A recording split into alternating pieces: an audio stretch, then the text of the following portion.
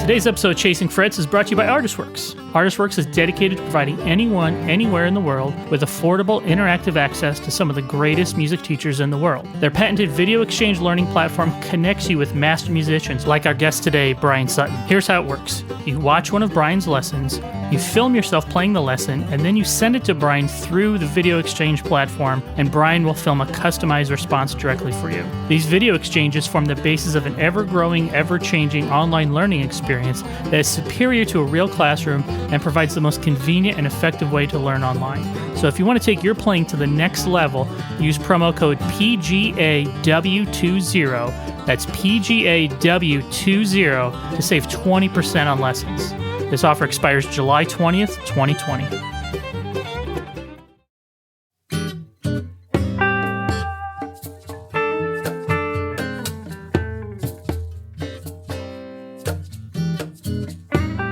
Hey, everybody. Welcome back to the Chasing Frets podcast. I'm here with my co-host, Andy Ellis. Howdy.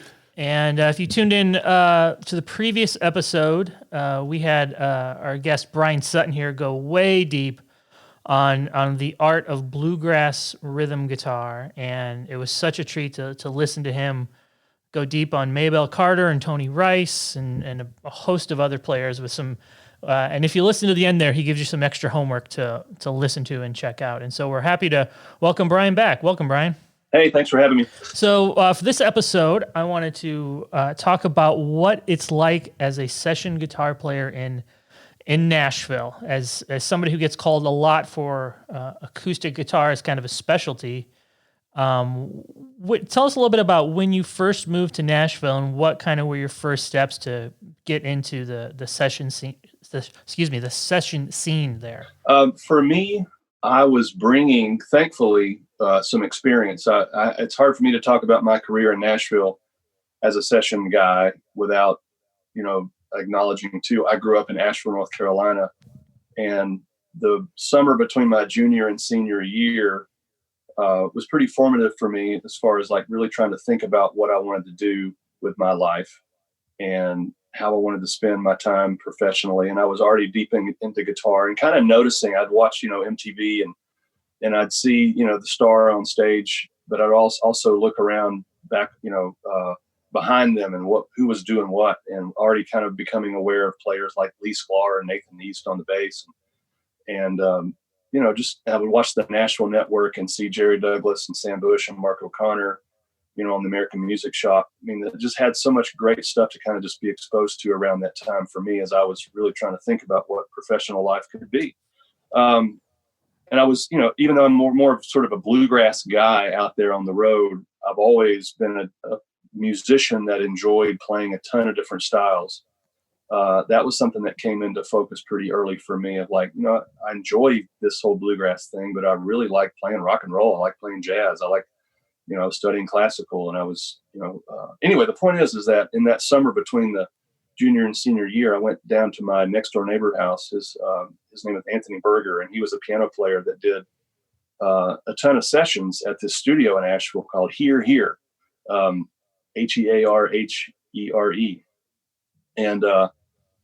it was primarily a studio that was it kind of existed for some gospel groups that were based out of that area, but they did a ton of stuff. And just going to him and saying, hey, I'm into this kind of work, and I'd like to know more about what being in a studio is about. And that pretty much launched this kind of schedule of mine from the time that I was, a senior in high school for about the next year and a half or so, where I was really kind of hanging out at that studio about every day.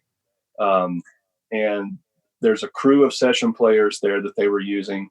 Primarily, David Johnson was kind of the main guy for me. He was the acoustic sort of flavor guy. He plays all kinds of instruments. But there was, to this day, one of the best drummers that I've ever been able to play with, this guy named Tony Kreisman.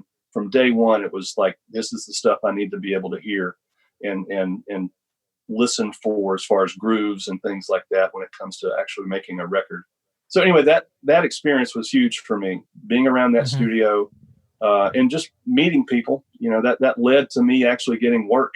I got my first session call, official kind of professional. We're going to pay you to show up and do this around the sort of holidays of my senior year of high school. So a few months after just being a fly on the wall,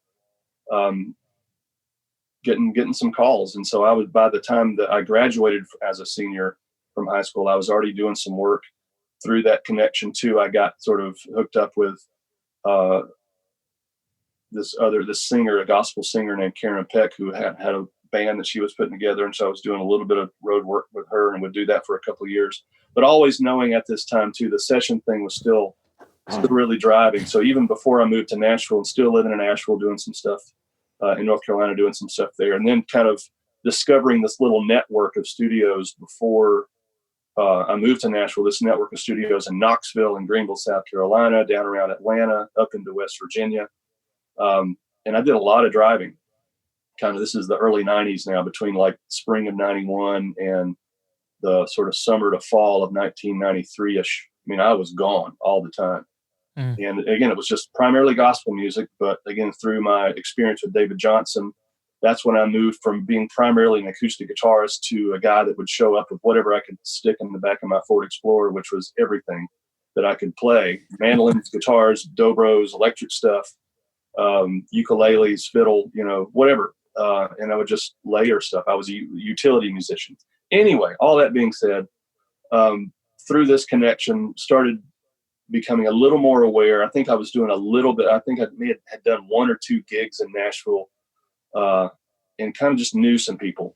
I knew this acoustic guitar player named Bobby All, who he played on some Trisha Yearwood records and of course a lot of gospel stuff too. But he was a really welcoming guy for me. And again, as I was just feeling my life sort of shift out of that Asheville, North Carolina base, driving all over the Southeast doing, utility work, just feeling like I got to go to Nashville, because I was still kind of aware back in the back of my mind of what Jerry Douglas was doing and Mark O'Connor. And then as I got more in the country music scene, aware of people like Brent Mason and Brent Rowan, and of course, just chasing all the other instrumentalists too. But I would study records and hear Eddie Bayers and Glenn Worf and Michael Rhodes and just all these guys that I couldn't wait to get around. I got to go to Nashville and work there. So moved here to Nashville in sort of late 93, basically knowing Bobby All and one other guy, and started from there. Just, I did everything from, same thing I did in Nashville, just go hang out at studios and just kind of be a fly on the wall. And I did that a lot with Bobby. He would let me kind of just sort of shadow him a little bit, and it was great. And I was, kind of getting my own thing going too.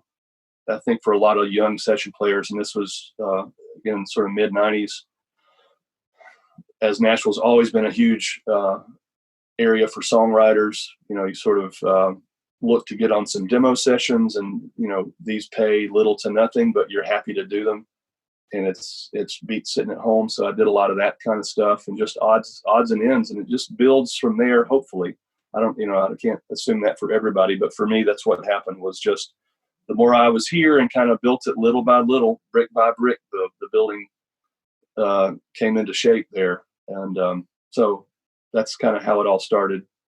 It also helped too that I got that gig with Ricky Skaggs kind of in 95. And that sort of boosted a certain profile, not so much in Nashville, but a little bit. And it certainly turned some ears of some producers in town. And I look at that as, again, it kind of raised my profile a bit. I remember seeing you play for the first time. Was at a Summer NAMM show with Ricky. So it must have been at 95, as you're talking about, and it was Dana Bourgeois who pulled me over to, I think it was the Wild Horse Saloon, and he said, "You're not going to believe this."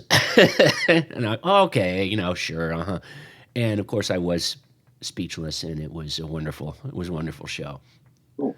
Thank you. Yeah, it's like, well, the trick is, like with the Skaggs thing and with a relationship with Dana, there's always, it's hard to talk about anything I've done as a session player. It's always sort of this kind of two sides of the coin where, as a Nashville session player, I'm not doing that kind of playing primarily like I was doing with Skaggs, which is that out front sort of bluegrass, fast lead kind of stuff. So it's, my life has always been ultimately about kind of balancing both worlds.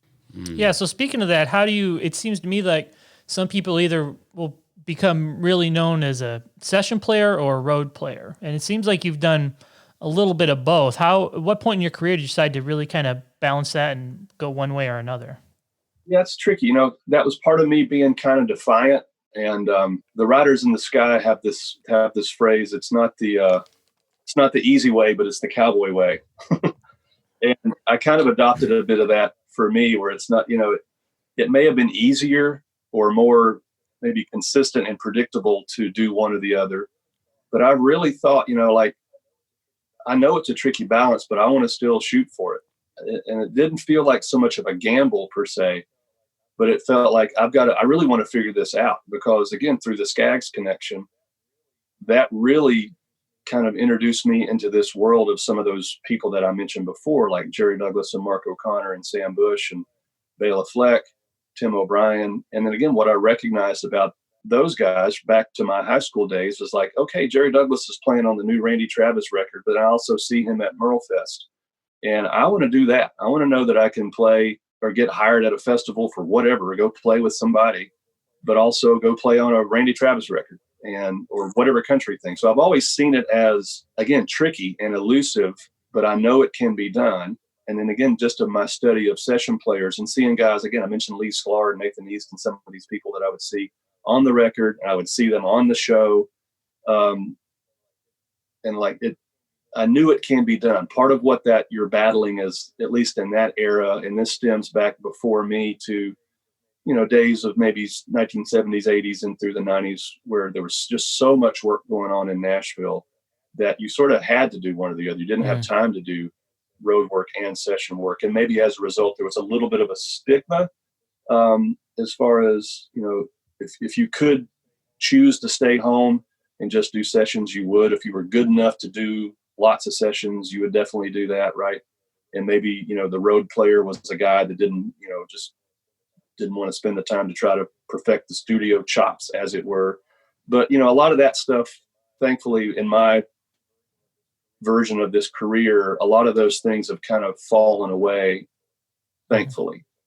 So there's a little less that I battled a little bit of that, meaning when I said like the two sides of the coin, there have been times where I just didn't tell people, yeah, I'm going to go do like a 2-week tour with Bela Fleck and I'll see you when I get back. I wouldn't even broadcast that a lot, because I just didn't want it to get out there that like I wasn't available all the time. So a little bit of trickiness, but again, bottom line, back to the original statement, it was something that I knew that I wanted to do for me. I didn't want to totally undo the bluegrass playing. Again, it was just such an opportunity to be around those guys, but also such an opportunity to go sit in the headphone mix with Matt Rawlings and Glenn Worf and Eddie Bears. There's nothing like it. Sometimes when I talk to Nashville session players, a topic that comes up a lot is the hang and how important it is. It's not just your musical ability, which of course has got to be a fundamental for any session player to have, superb time and intonation and everything else. But how are you as a hang? I don't mean how are you, Bryan, but the question being, if you're going to do session work, the hang factor, your willingness to deliver the music that's necessary for the song and for the artist, and how easy are you to work with? Can you talk a little bit about that and what you've seen? I think as far as the hang on the musical front, everybody, other session players you have talked to have probably said, you check your ego at the door. It's a service industry, as Tom Bukovac likes to remind us all the time. And that's true. It's like the tricky balance of the sort of musical hang in a session is like, I'm going to be very confident in what I feel is right for this moment. But you as the producer, or as the artist, have the final say. And again, kind of back to that early high school version of me that just enjoyed playing lots of different styles of music. I've always enjoyed playing with lots of different kinds of people. I've also had a little mantra for myself that I will be willing to work with anybody. I don't want to work for anybody. So with that working with people kind of attitude, it is really about collaboration. So I'm going to bring you my A game all the time, meaning I'm going to own this and I'm going to feel confident about if it's a solo, if it's a rhythm part, whatever it is. But again, part of the gig of a session player is to, if somebody says, I like that, but I sort of hear it this way, or I feel like the song is really taking it this way, or I want to hear less notes or more notes. Brent Rowan always had the great statement, you are to a producer, you're right till 5:00.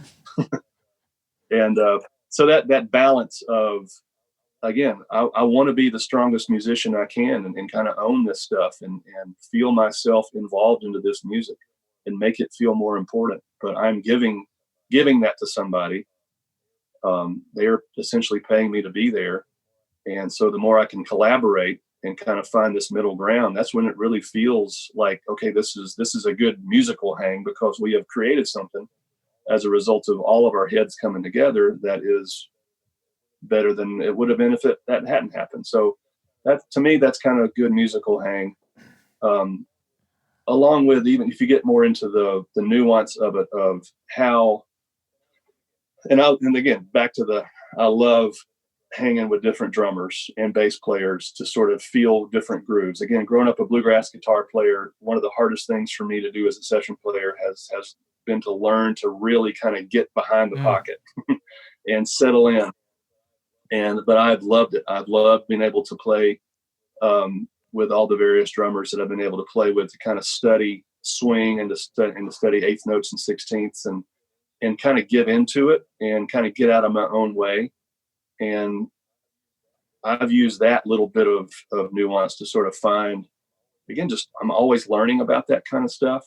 I love that. As far as the personal hang, that's the thing about sessions, is that you're kind of in this room, sometimes for days at a time, certainly hours at a time. You're eating lunch together or dinner together. And there's this sort of camaraderie thing that comes into play. I'm not the most sociable, extroverted kind of guy. I'm generally kind of quiet. I've tried to feel like maybe my playing did a lot of my talking for me over the years.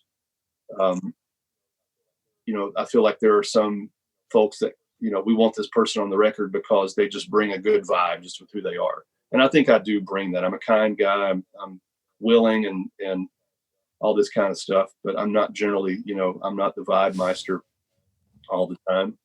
But you're going to get some good parts out of me. Sometimes some jokes, sometimes, but that has grown over time, just as, I'm not the kind of guy that's going to immediately reveal myself. Probably I'm again, quiet and reserved. And as I've been around people more and more over the years, it's turned into, on the sort of personal social hang side of things, real calm and comfortable. All right, I want to wrap up with this one question, and I know obviously over the years since you came to Nashville, kind of the sessions, the scene of sessions, I'm gonna quit trying to say that tongue twister, I guess, yeah. has changed quite a bit, and a lot of people are doing more recording at home, more remote stuff. So, do you feel nowadays, if you want to be a successful session musician, do you have to live in a big city? That's a great question.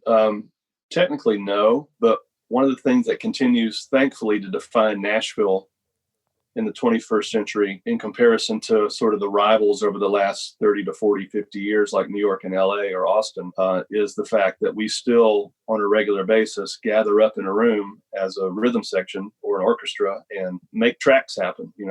Drummer, live bass player, it still happens in a room here.